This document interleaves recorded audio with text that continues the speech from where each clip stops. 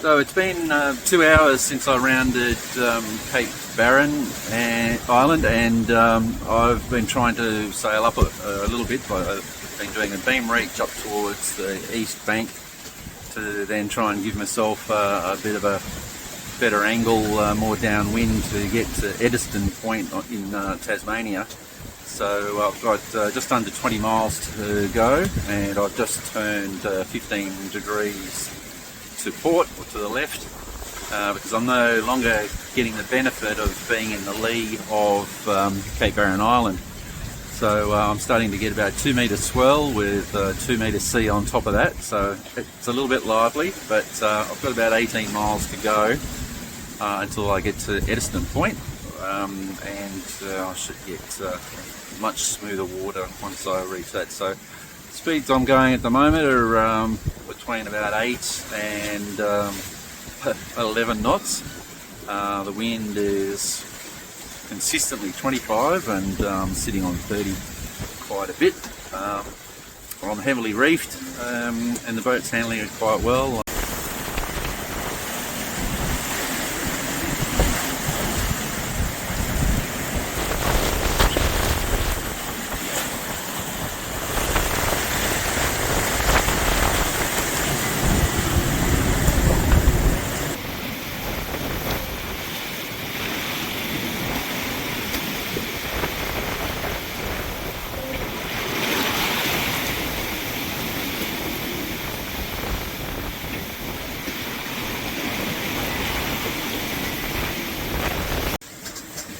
Last night I finished a bottle of port, and I was thinking to myself, in a very relaxed state, what better way to honour it than to do a message in a bottle. So I wrote a message on a piece of paper, put it in a bottle, and I have it here. And so I'm about to cast it into the ocean, and I apologise to anyone who's concerned about me creating pollution, but I'm really hoping that someone finds it. I've given my contact details, and hopefully someday it washes ashore somewhere, as opposed to being dashed upon the rocks and smashed to pieces. So it's kind of exciting to think it could wash up and be found sometime soon, or quite a long time from now, who knows. Anyway, I'm right in the middle of the bit of Bass Strait between Cape Barren Island and Eddystone Point at Tasmania, and it's pretty Bass Straity out there at the moment. There's lots of bumps there, as you can see. So anyway, here goes the bottle, and hopefully sometime I hear back from someone who's found it.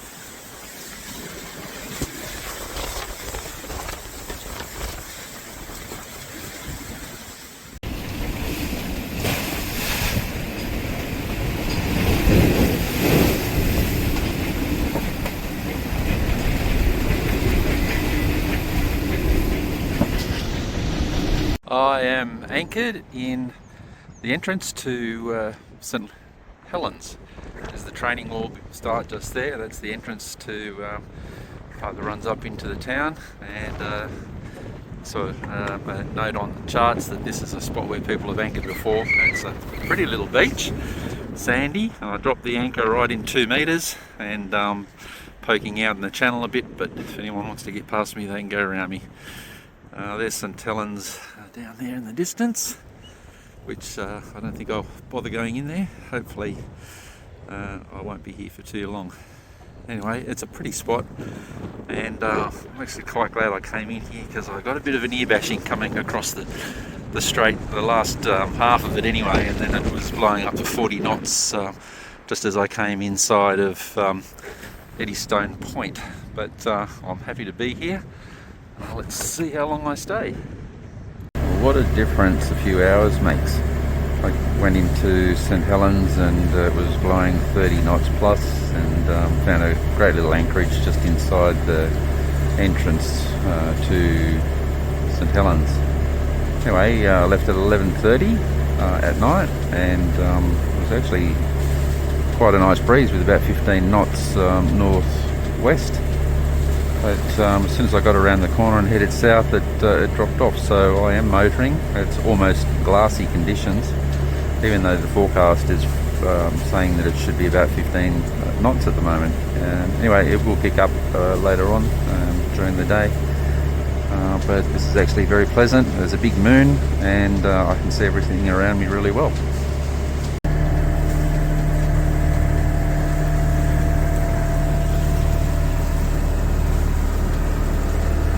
The sun is just about to pop up and race the moon around the world again.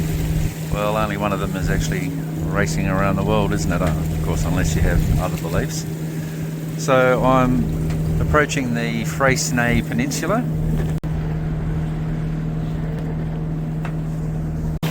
So looking back at the Nuggets and Cape Corville with the lighthouse just there, and we come across to Wineglass Bay. Now coming up to the southernmost point of the Freycinet Peninsula, and just about to head through the Schouten passage, and the island over to the left there is Schouten Island.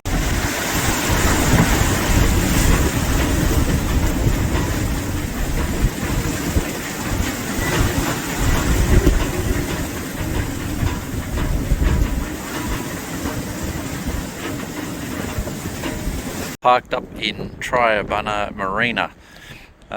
What a difference a couple of hours makes. When I parked here, it was blowing a mongrel and absolutely belting down with rain, and I had just come through a storm from Schouten Passage through to Triabunna, which is about 30 something miles, and just after I got through the passage, it all broke loose. Put it very simply, I had 57 knot winds blowing across the deck. It was not pleasant. Anyway, I'm very glad to be here, warm and dry now. Well, there she is, the mighty Bellamy.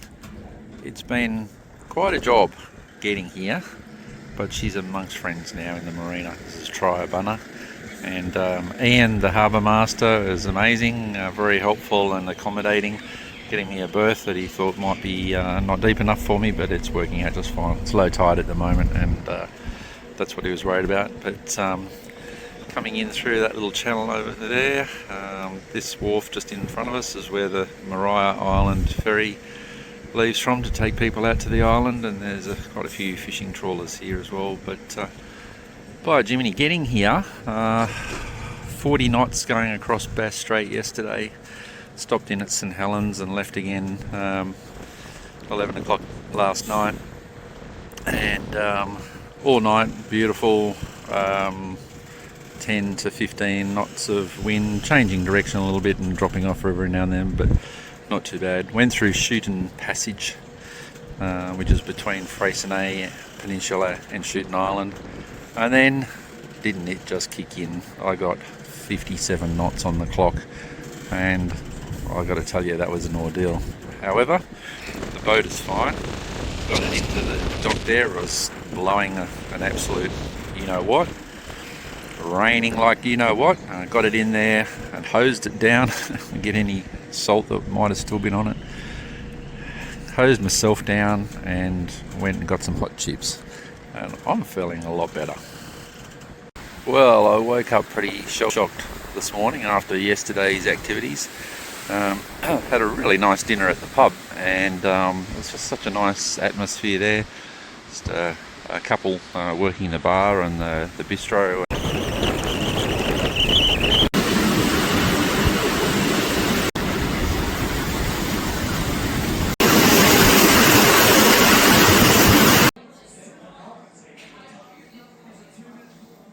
I've just finished my crumbed lamb cutlets at the pub, and it is cold as a witch's elbow outside, but I think that little puffy cloud there is an indication of the last of the nasty weather. I've woken up to a beautiful day in Tasmania. The wind has dropped right off, sun is shining, actually not a cloud in the sky. So I'm topping up the water. Well, there's me, and look at that, there's a couple of swans. So I'm going to leave my berth here and just go down in front of those two blue fishing boats to top up the fuel, and then I'm heading about 10 miles over to Encampment Cove on Maria Island. It's turned out an absolutely glorious day. Very light sou'wester, so I'm just motoring to Encampment Cove. It's only about 10 miles. We're anchored in Encampment Cove. And how's that for a view? There's a wombat just after I've come ashore on Maria Island. There's Bellamy in the background at anchor. Wherever you go walking, there are often huts for shelter. The sign on the door here says no fuel stoves or anything, but let's have a look inside. They're never locked. Okay, look at that, pretty basic.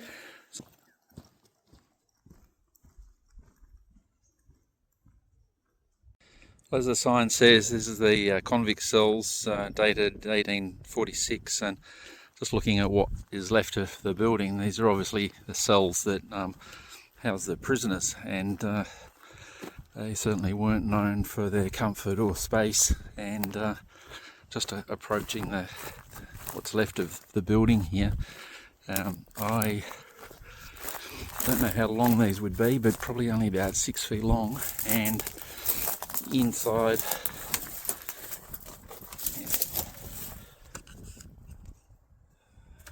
my feet aren't even spread apart that much, and there is not a lot of room. Anyway, there's quite a few cells here, so it must have been quite an extensive facility. But looking, I mean, obviously this is an island, and islands make great prisons because most people couldn't swim, and even if they could, they'd be too far to get across. Triabunna is just to the right of that tree, so the shortest distance would be across there, but there's no way you could swim that. And I just think to myself that, you know, there were obviously criminals amongst the convicts, but a lot of them were just trying to survive, and to be taken to a place like this and have a lot of time to think about their situation in life, the torment must have been just absolutely unbearable to, well, not only be on this island and looking at the mainland thinking all I have to do is get across there, but you know, they were so regimented, and you know, there wasn't a lot you could get away with, so escape would be pretty hard. Anyway, that's one of the things that fascinates me and sort of haunts me about Tasmania, is the convict history here. So the only cell that seems to be reasonably complete has a timber framework and all that sort of thing, which I doubt would be original. But inside there are a couple of plaques, and I will grab them, and they can be paused to read.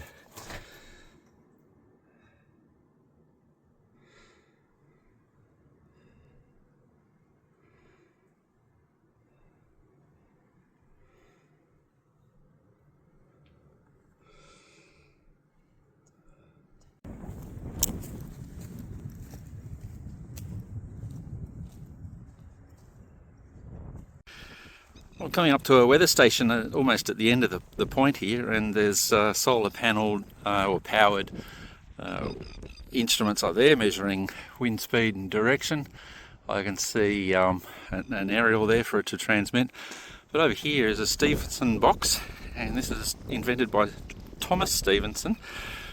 And now the deal with this is it's got all sorts of instruments inside, mainly a wet and dry bulb thermometer. Now, the box is always set at a standard height with a double roof and horizontal slats to let the wind through. So they standardise it, and what it does is it measures the temperature and humidity, and the instruments are housed inside. Unfortunately it's locked, but you can't see. So the double roof is that one, and then this one here, painted white to reflect solar radiation. I'm having a bit of a Sound of Music moment on top of the hill, although I'm certainly no Maria, and I'll never be a nun.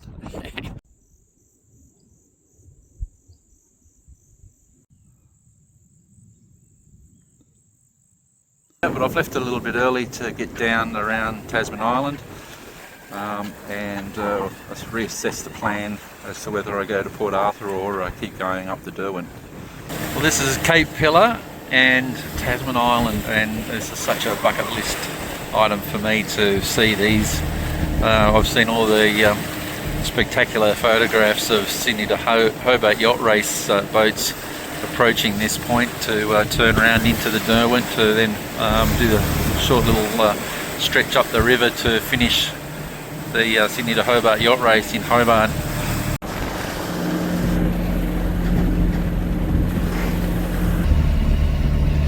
Isle of the Dead and Port Arthur in the background. Cape Raoul in more crappy weather, motoring to Nubeena, which is it's about 9 miles, and punching into it.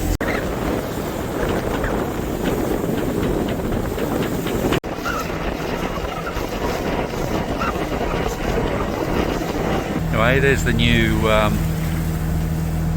ferry that goes between Geelong and Devonport. They're still getting that ready for service.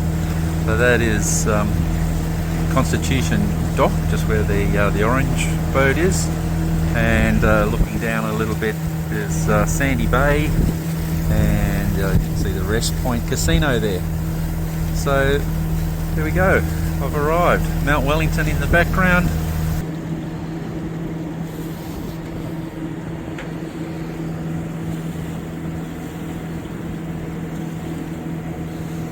I'm just about to pull into the Prince of Wales Marina. I'm going to get some fuel first and then go and talk to them about a berth for 3 days. Now, this is the new electric Incat. Well, I got into the Prince of Wales Marina yesterday, or as they call it, the PAW. It's up the river a little bit up the Derwent from Hobart, but it's the most reasonably priced, and it's got all the facilities.